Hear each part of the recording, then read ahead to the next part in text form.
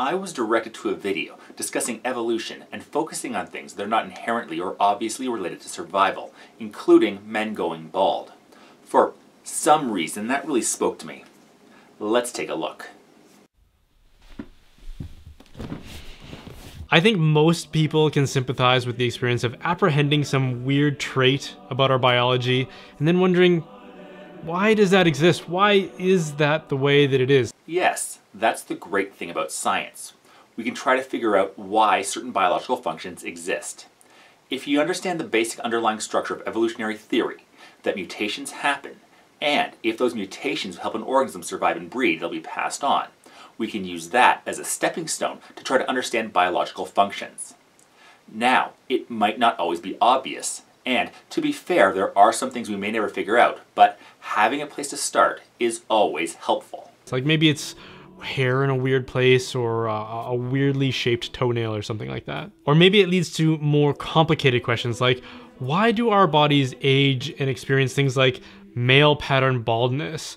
What is the reason for those kinds of things? Some of these kinds of questions seem to have pretty obvious answers, like why do we have eyebrows? Well, it's obviously to more easily facilitate the act of flirting. You know, he thinks he's joking, but is actually correct here. Research into facial features has shown that men with large eyebrows were attractive to females. This attraction meant that large eyebrows in men, along with other facial features, were passed on because they were more likely to mate and pass on their genes. Basically, thicker eyebrows like that are the human equivalent of gular pouches found in frigate birds, making one more noticeable to the opposite sex. But male pattern baldness does not have an explanation that is so immediately available. Okay, two things here. First, just because we don't currently have an explanation for certain biological functions doesn't mean we have to scrap the entire theory. We can simply say that we understand that mutation and natural selection cause a population to change over time until new species arrive, but admit our ignorance as to why a feature might be selected for. Second, we do have several theories as to why men go bald. We'll start with the obvious. Let's face it, guys with smooth heads? Just more attractive. Hell yeah, they are. Thanks, baby. Did you know the original lyrics to the classic ZZ Top song were going to be, "They come a-runnin' just as fast as they can, 'cause every girl crazy for an aerodynamically advantaged man," but it just didn't fit with the tune. But on a more serious note, let's talk about cancer. Some men are more likely to develop prostate cancer than others. Studies have shown that vitamin D helps deal with prostate cancer. One of the best places to get vitamin D naturally is from the sun. Our bodies can convert sunlight and cholesterol into vitamin D. A bald head will naturally get more direct sunlight than one that's covered with unnecessary hair. It's therefore not too much of a stretch to think that of the men who are likely to develop prostate cancer, the ones that went bald were able to handle it better and be more likely to breed, passing on their thinning hairlines. This would also explain why women rarely go bald when compared to men, since women don't have a prostate they would need to protect. In times that were more unanimously religious, people might have responded to that question by explaining that it helps us to grow in humility, which is in opposition to pride, which is the root of all evil and sin. Because as a man ages, he acquires more wealth, honor, and status, and if he kept his youthful good looks on top of that, then temptations towards lust and pride would overwhelm him. So as a mercy and an aid to his humility and sanctification, God saw fit that his sexual appeal should decline as he ages so that he can more easily keep his commitments to his family. Well, there are some points we can bring up about this as to why it's an inadequate explanation. First, it relies on a factor that we have no evidence for, specifically an intelligence that would want to humble men as they age. And who says that being bald takes away from sex appeal? Quite frankly, some women prefer men who keep their heads smooth. Oh, yeah, we do. I have to say that I've gotten more action since my scalp became more noticeable than before. Exactly. Wait, what? But today, we're far more scientific than such explanations, so we would prefer to find an answer that has a natural explanation to it, one that keeps things at ground level rather than up in the clouds. Yes, because scientists have this crazy quirk where they like to use evidence for their explanations. Very rarely will you see any kind of legitimately published paper where the main hypothesis is dependent on an explanation they have no evidence for. For a scientific theory to be accepted, it needs to explain the outcome, and so far, we have no evidence for any kind of deity, including yours. Show evidence for your God, and then you can use it as an explanation. Any educated person knows that any answer you'd expect today in a post-scientific revolution age would come through a Darwinian framework. And since Darwin himself suffered this fate, it's not unreasonable to assume that maybe he asked this very specific question, but why am I going bald, as he fumbled with his comb over in the morning. Okay, and? So Darwin didn't know why he was bald. That doesn't mean we have to invalidate his entire theory. We don't see Darwin as some kind of prophet who has the answers to everything. He simply worked out the, as you called it, framework, that organisms have mutations, and if those mutations are beneficial, they're passed on through the population. And honestly, knowing Darwin's preoccupation with beetles, there's a better than average chance that looking into the mirror, he was impressed with the similarities between his head and their smooth carapace. Whatever the explanation is, I think it's safe to assume that for anyone who is familiar with Darwinism, evolution, or survival of the fittest, it would be some sort of an attempt to explain how this trait encourages the survival of the species. But when a naturalist or a Darwinist explains that the reason a trait exists is to help the creature survive, they are begging for the very obvious next follow-up question, which is, what is the reason a creature should have a trait that helps it to survive? Or why is survival of a creature or a species a good thing? There's no moral imperative to evolution. It's a blind, thoughtless process pushed by random mutations and sorted by natural selection. The reason survival is a major factor in evolutionary theory is the fact that speciation is driven by organisms passing on their genes. And if an organism isn't going to survive, well, guess what? It isn't likely to pass on those genes. Do you not understand that dead animals breed slightly less than ones that are alive? If an animal is more likely to get caught and eaten before it can breed, it'll be unlikely to pass on their genes. Whereas one that is just a bit faster and able to outrun or evade a predator will pass on their beneficial genes. They're taking that for granted, and in philosophical or especially scientific inquiry, no question should be taken for granted as self-explanatory. Yes, that's why scientists test their theories over and over again to see if they're correct. But in regards to natural selection, it has been observed that organisms that are better adapted to survive and breed are more likely to survive and breed. It isn't simply taken for granted, but something that has been observed and recorded countless times over. But, following that train of thought, what evidence do you have for your deity as the explanation for the diversity of life that isn't just, as you said, self-explanatory? I think these kinds of questions arise when we perceive something that seems like it shouldn't be. We expect reality to conform to certain expectations, and then when it doesn't, we feel like we have to reconcile it so as to maintain this idea that reality is reasonable rather than unreasonable. No. If new data comes in that disproves or falsifies a current existing theory, we don't have to reconcile it to maintain the idea. We either modify the current theory or scrap it completely and attempt to find an explanation that incorporates this new data as well. Like, for example, why does the sun want to destroy my skin when I go outside? After all, I'm here, I'm a part of this system, I'm a product of this system, so why does the system treat me with such hostility? Sorry, just to make sure. You just asked why the sun would want to destroy your skin? Why does the sun want to destroy my skin when I go outside? The sun does not want to do anything. The sun doesn't have any desire to burn or not burn us. There is absolutely no reason to anthropomorphize a ball of plasma, much less thinking the sun has any consciousness and is deliberately plotting to harm you. The sun simply puts out solar radiation as a consequence of the nuclear fusion that is occurring due to the immense pressure as hydrogen and other light elements are fused into heavier ones. This leads to the double-edged sword, where we need the energy from the sun in order to thrive. Just about all energy on Earth comes from the sun in some way, but too much of it is dangerous to our frail bodies. Then again, too much of anything is harmful. course too much is bad for you. Too much of anything is bad for you, you blithering twat. That's what too much means. Too much water would be bad for you. Obviously, too much is precisely that quantity which is excessive. That's what it means. Again, we ask these kinds of questions because underneath it all, we expect there to be a reasonable answer. We sense that things ought to be a certain way, and since they're not, we usually acknowledge that there must be a deeper explanation that requires revealing. Sure, but just because you expect a deeper explanation doesn't mean that any explanation will do.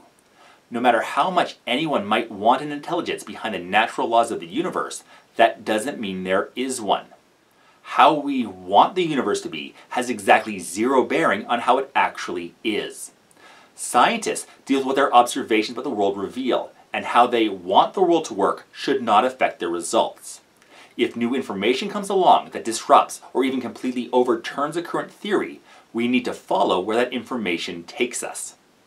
But as soon as you say that things ought to be a certain way, and they're not that way, I think what we're really searching for is an assurance that at bottom, things, reality, the laws of nature are good. It's an appeal to justice. While humans might want justice at the bottom of things, that doesn't mean there is any. There is no inherent justice in the world for a baby born into a civilization in the middle of a drought, or justice for a man getting eaten by a tiger. The universe is an inherently unjust place to be. It doesn't care about us. You, me, the entire human race could vanish all at once, and it wouldn't make a difference to the universe. But that means, as humans who have developed a sense of justice, it's up to us to make some kind of justice in the world we find ourselves in, because frankly, nobody else will. Any description or expectation of how things ought to be is an appeal to morality, of good contrasted to evil. If I say, you shouldn't have lied to me, what I'm actually saying is, you should have told the truth instead of lied. I'm describing what ought to have happened as compared to what actually did happen. But human behavior and expectations about how things ought to be have nothing to do with how natural laws play out. We say that somebody ought to tell the truth because as a society, we value truth-telling. Natural laws aren't about values. They are simply observations about how the universe actually works. You would think that drinking from a stream ought to help somebody live. But just because it ought to be beneficial doesn't mean that someone won't contract a parasite from that stream that will eventually kill them. The way we feel things ought to be has no effect on how things really are. When naturalists encounter some sort of phenomenon or a trait in our biology that suggests that there's no reason for it, they usually seek to reconcile it with some explanation about how it encourages survival. And that spares them from having to answer it by saying, there is no reason. Or, get this, they'll say, we don't know what caused this, what could it possibly be, and how can we find out? Scientists don't think they know everything. In fact, for most of them, they want there to be unknowns in the universe, so there are more things to discover.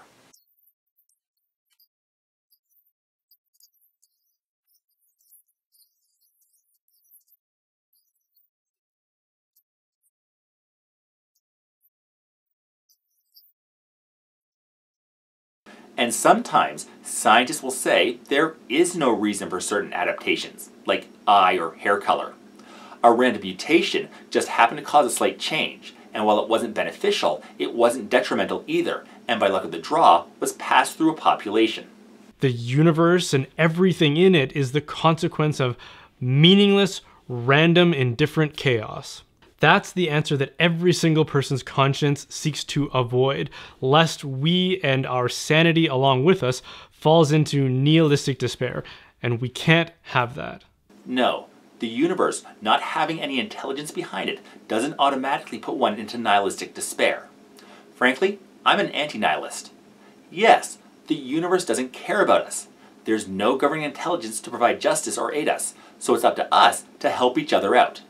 Enjoy the good, endure the bad, and try to make the world a better place than how we found it. Nothing we do matters. And all that matters is what we do. Because that's all there is. What we do now. All I want to do is help. I want to help because I don't think people should suffer as they do. Because if there's no bigger meaning than the smallest act of kindness, it's the greatest thing in the world. I'm perfectly at ease saying that we are the result of natural forces, but I wouldn't say that they are completely random. The formation of the stars and planets occurs for coherent reasons due to understood physical laws like gravity. And I wouldn't say that it's all chaotic either. While the mutations themselves that drive evolution are random, insofar as that we never know exactly how or when a certain mutation will occur, natural selection is the mechanism of evolution that is the opposite of random. Organisms that are the best able to survive and breed are the ones most likely to survive and breed. That part of biological evolution is not random at all. We must have some explanation that tells us that things are stable and intelligible. But for modern man, we want an answer that seeks to transplant intelligence, or a mind, or God, from that explanation. The reason we don't put an intelligence behind the observed natural forces of the universe is because we don't have any evidence of an intelligence behind the natural forces of the universe. That's all it is, observations. We don't ascribe a mind behind those observations because there's no reason to.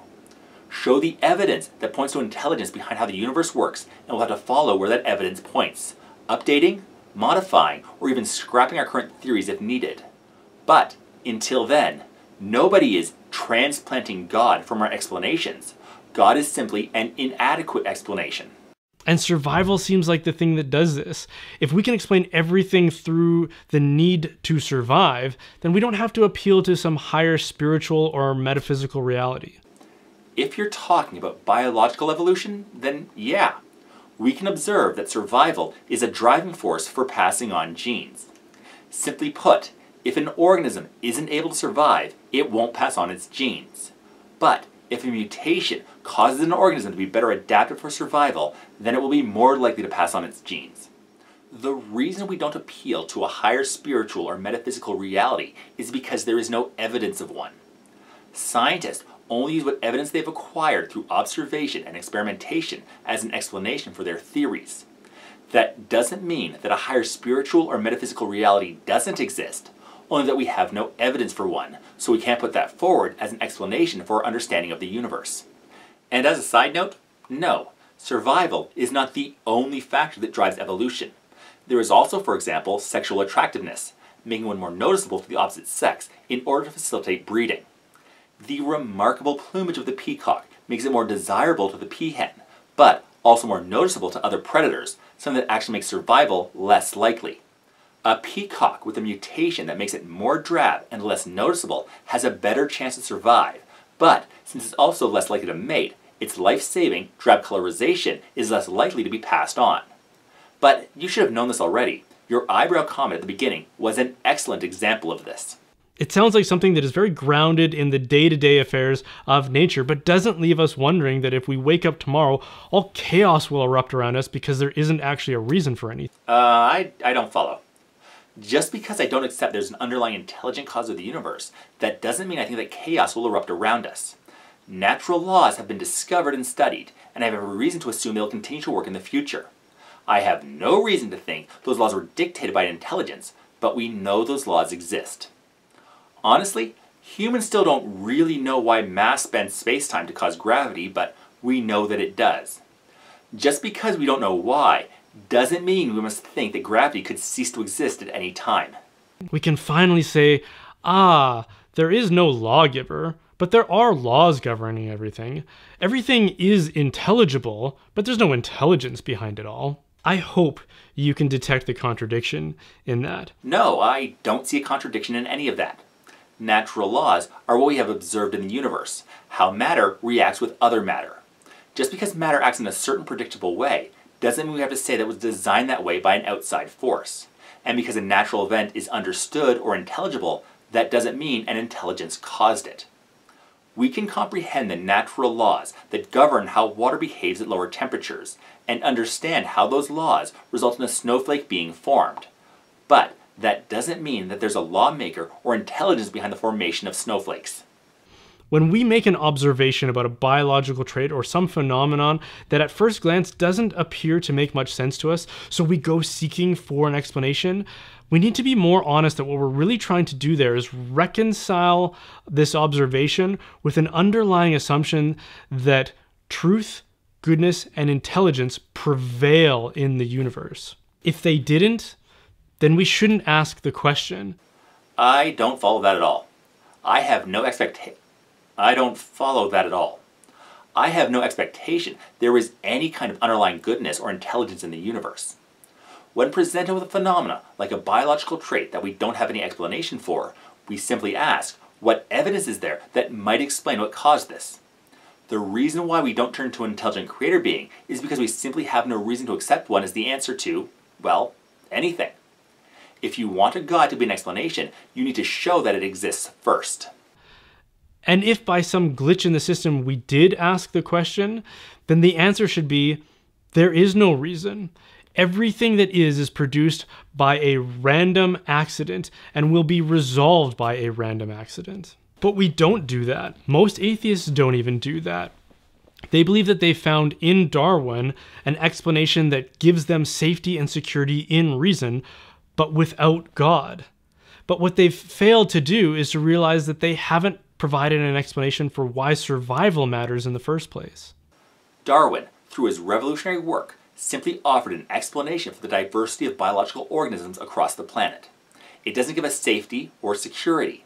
It just says, hey, here's a reason why we have so many different kinds of animals on the planet and why they seem to thrive in the biomes they find themselves in. And his theory has been borne out again and again. Survival matters in explaining the diversity of life simply because organisms that survive pass on their genes. It's as simple as that. There is no need to look for any deeper meaning. Even as a basic aspect of nature, elevating survival as the supreme explanation for all inquiry, it seems to contradict the fact that everything is headed towards its own destruction, or what the second law of thermodynamics calls entropy. Everything is going to be destroyed and come to nothing. All life dies. So what good is survival? What reason is there for a life to survive, whether it survives for 80 seconds or 80 years, if in the end, all life dies? Well, yes. Eventually, life on Earth will end, the sun will burn out, and finally, the universe will experience heat death, and quite frankly, as an average citizen, there isn't much I can do about that. But right here and right now, we're alive. Why can't we enjoy the time we do have? Sure, everything will end someday, but that doesn't stop us from living now.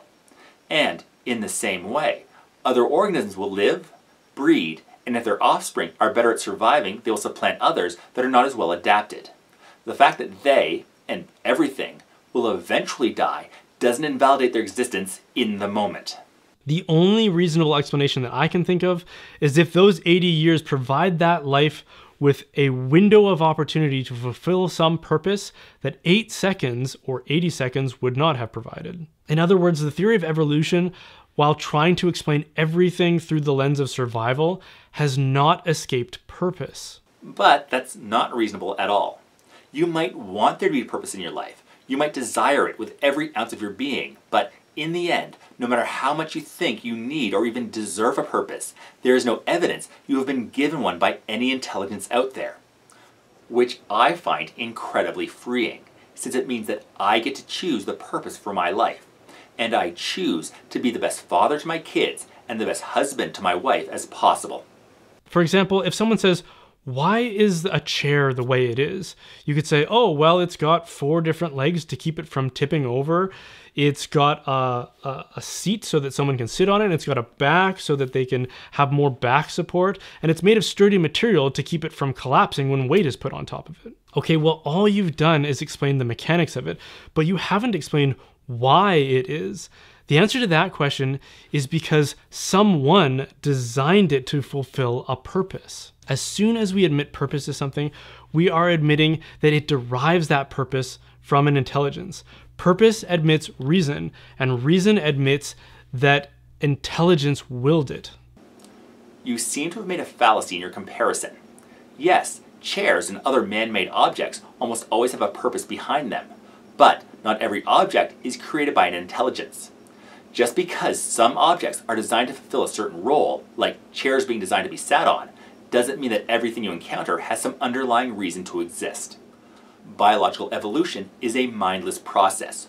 Organisms that survive pass on their genes. There doesn't need to be any deeper meaning.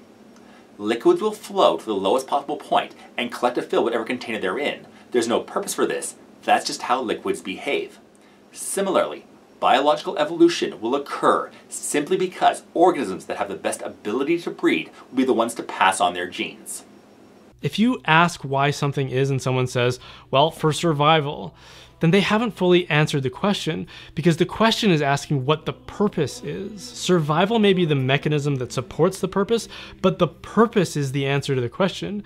And if you're asking a question that requires an answer to be the purpose, then you've already conceded that God's will is the answer. You still haven't shown that there is a purpose to your life, simply that you seem to desperately want there to be one. But as much as you might want a purpose to your life, there is no evidence that there is one. Look, if you want to imagine that you've been given a purpose, believe that your life has a deeper meaning imparted by some form of higher intelligence, fine. As long as it doesn't affect anybody else, you can believe that you're the single most important person in the universe, that your deity has placed some higher destiny on you. But for those of us who prefer using evidence to guide our lives, wanting something really, really, really badly isn't enough to convince us.